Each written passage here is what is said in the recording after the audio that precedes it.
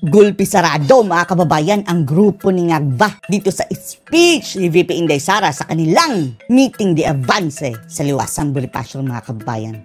Walang ayuda, walang pamigay, organic na tao ang tumunta. Panoorin po natin mga kababayan ha. Tinawag ako ng tadhana dahil kinidnap ang tatay nating lahat. Ipanaw sambayanan, huwag kalimutan.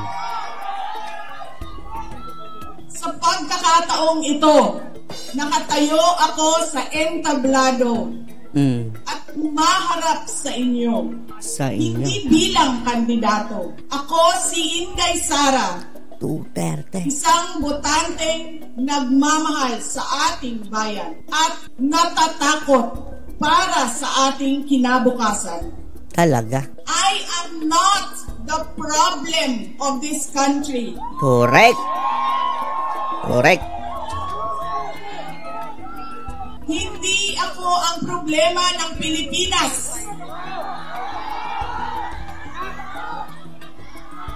Hindi Duterte ang problema ng Pilipinas.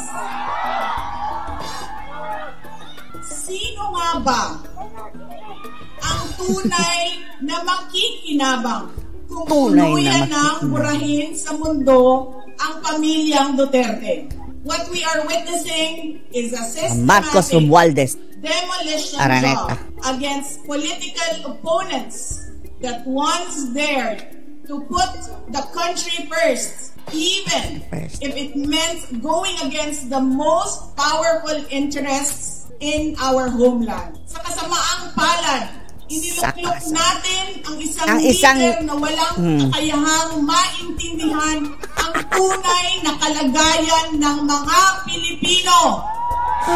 Umamin mismo si BBM niyan mga kababayan ha, na lumaki sila sa sarap. Laki sa layaw mga kababayan, Jeff Prox. Na lumaki sila na hindi dumaan sa hirap mga kababayan. So paano nila maiintindihan ang kalagayan ng mga mahihirap? Akala lang siguro, 20 bigas, okay na kayo. Diyos ko. At higit sa lahat, hindi kayang magdesisyon para sa kapakanan ng sambayanan. Ano lang gagawin natin? Ano lang gagawin natin? Let's go. Ang driver hindi alam kung anong gagawin. Kaya mga kababayan, delikado. Na baka papunta na tayo sa bangin. Pinagbabayaran natin ngayon ang pagpili ng maling leader. Si Sara ang number 1 na nagbayad mga kababayan sa kanyang nagawa. Dahil ang tatay niya ay nakidnap. Tayo rin, damay. Nakikita natin ang lantaran at walang pakundangang paglabag sa ating saligang batas. Panggigipit, panghaharas. Pinamumunuan din tayo ngayon ng isang taong patuloy pa rin tumatanggi sumailalim sa isang pampublikong hair follicle drug test. At nagsinungaling sa 20 pesos ang bigas. Yun pala mga kababayan, subsidized. Hindi naman yun yung 20 33 pesos mga kababayan, sinubsidized lang para mamukhang 20. Hindi na lang binigay mga kababayan, binili na nila ha. Hindi nyo na lang binigay. Kikita pa kayo ng 20 mga animal. Ang masakit pa, anong tawag ng ilan? Dolomite rice? Nakita nyo ba? Dolomite rice nga ba yun mga kababayan? Nakuha nila. Dahil mukhang dolomite ang itsura daw. Ewan na natin. Pangulo. Kinidnap. At dali-dalian nilang itinapon sa ibang bansa upang litisin ng mga dayuhan. Correct. Ngunit, higit pa sa mga kabiguang ito ay isang mas malalim na pambabastos at panghihinsulto sa ating mga Pilipino. Iniinsulto nila tayo sa paggamit ng ayuda upang bilhin ang boto ng mga tao. Ayuda lang ang katapat na para sa atin.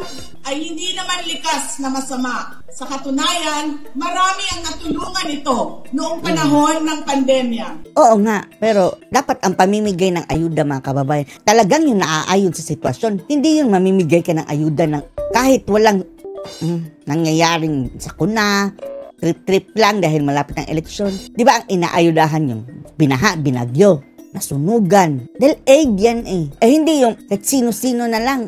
Anong tripping nila? Ngunit kapag ginamit ito para manipulahin kayo at pagsamantalahan ang inyong kahirapan upang manatili sila sa kapangyarihan, namigay ng ayuda para makalikom ng tao sa kampanya.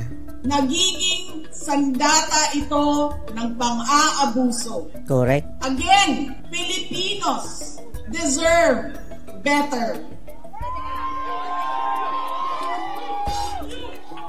We must return to long-term, concrete programs, not short-term dole-outs that are being abused by those in power. Those in power. Ang kailangan ng Pilipino ay isang mabisang food security program. Isang programa na tutugon sa problemang pinakamalapit sa bituka. Ang gutom. Kaso nga lang ang mga namumuno, may bituka ba? Halang ang bituka.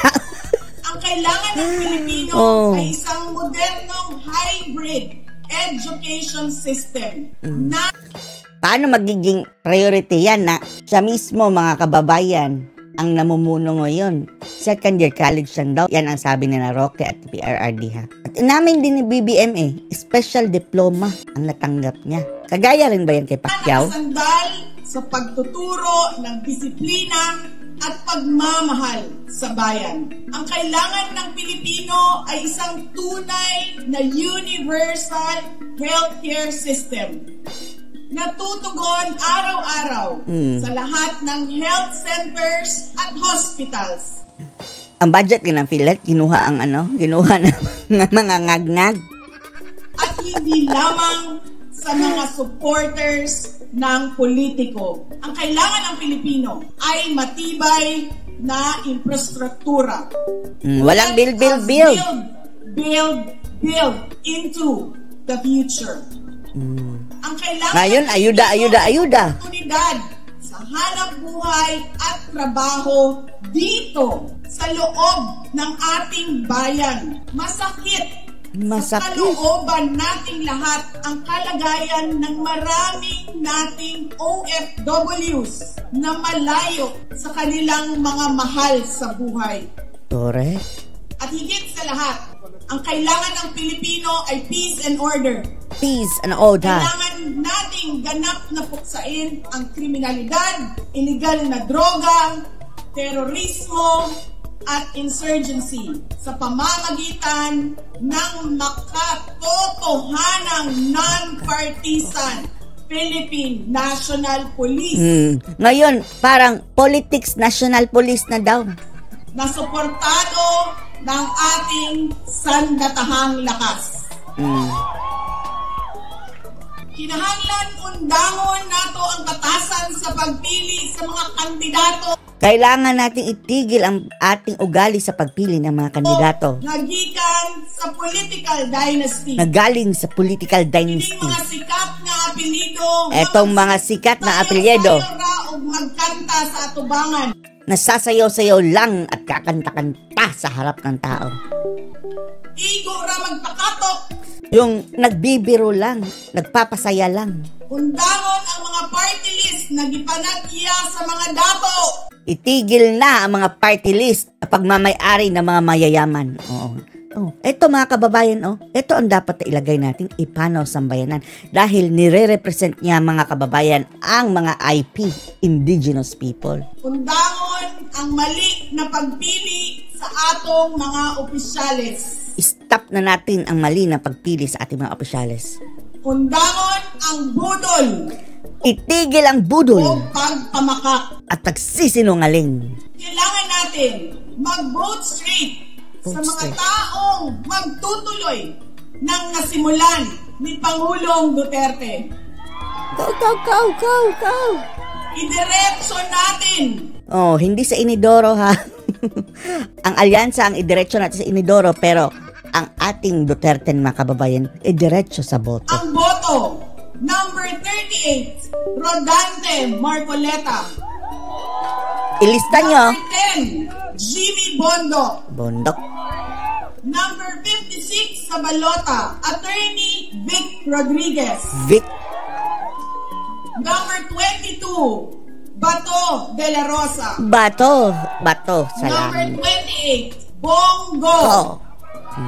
Number 53, Apollo Kibuloy. Si Boloy.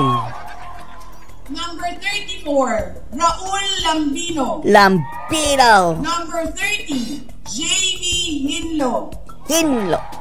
Number 58, Philip Ipe Salvador. Salvador. At number 42, Doc Marites. Marites. So anong masasabi nyo dito mga kababayan sa mga maaanghang na binitawan ni VP Inday sa meeting de Avance? Post your comments below.